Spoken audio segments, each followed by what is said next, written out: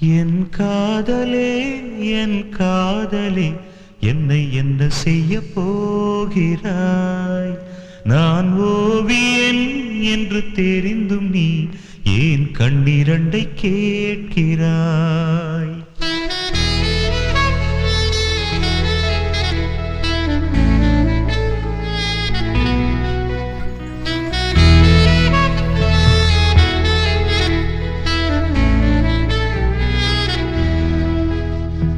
சிலுவைகள் சிறகுகள் ரெண்டில் என்ன தரப்போகிறாய்?